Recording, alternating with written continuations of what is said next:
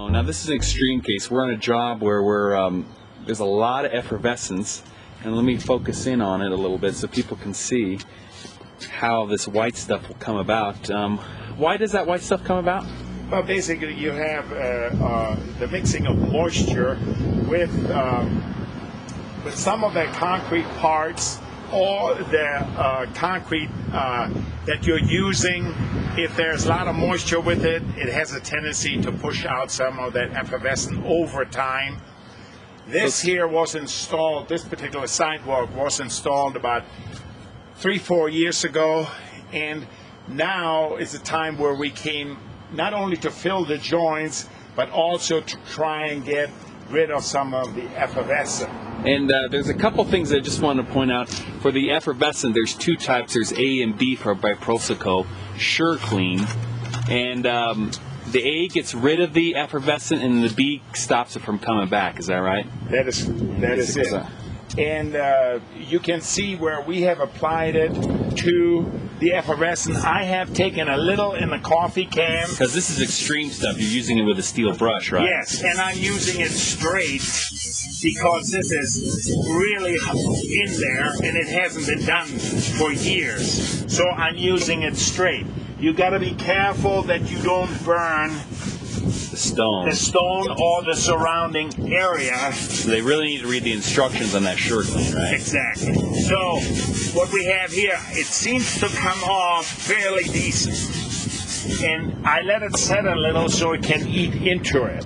And then, but normally they can just do with this brush right over here, this long handle brush.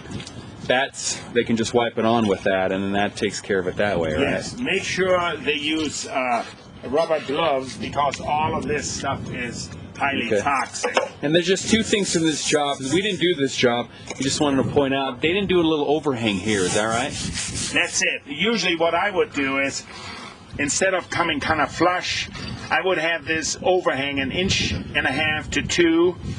Then the water come running down here will just drip down and not run down like here on the face and begin staining it. I see, because there's too much water there. That's it. And now we're going to just show them how to chisel out.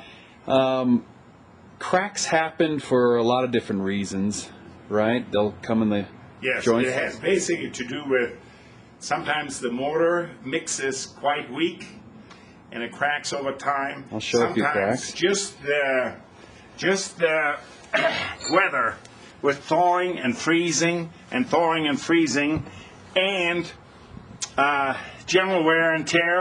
After 4 or 5 years, you may have to replace some of these joints, and we'll show you how to do it. We have an angle chisel here with about a 2-pound hammer. I use that to go down the joint. I use it kind of sideways. I try to get down at least 3/4 of an inch so the new cement has a hold on the joint. Now, you have to clean it out, and this is, if you have to do it all and then you broom it out. and you don't have a demo saw. If you have the demo saw, which we will show you, you can come in on both sides of the joints, and that makes the job a lot easier. So if they just have a couple cracks after a year or two, and they need to replace the joint, they can just get that angle chisel from like Home Depot or some other hardware store, and they just chisel it out like you do, 3/4 of an inch, and then they sweep it out. Come in with a broom. Now we're going to use the demo saw because this pad that we didn't do, but we're repairing it for somebody, has a lot of cracks over the few years, so we're going to use a demo saw because it takes us a long time to do it and makes our jobs a lot easier, right? And there's also a case for after you do the job to seal it. That prevents the water getting into the joints and doing damage. So it could be that they didn't seal it, and that's why they might have some of these cracks as well. Okay, we'll show you the demo saw next.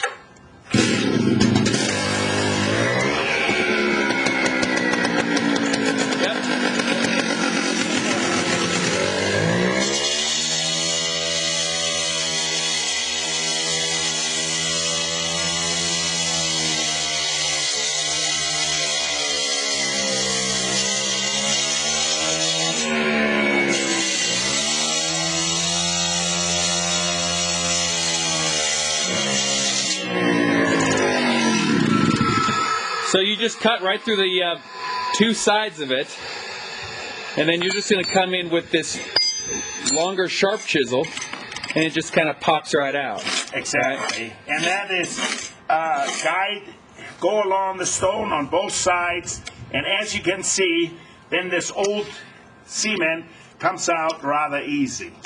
And then when they, now that it's all popped out, and then we'll sweep it out. Yes. Then you just fill it in like we did earlier on the tape.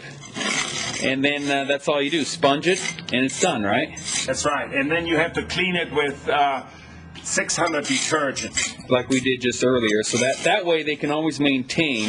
If they have an expansion joint and the joint pops out here and there, it's real easy to just cut out the joint. If they have a one, they can just do it with an angle chisel. If they have a lot, do it with a demo saw, fill it in, and they got it. That's it. You can see how much easier it is with a demo saw. However, like you said, if you have a little area, you certainly don't want to rent one. All right. Okay.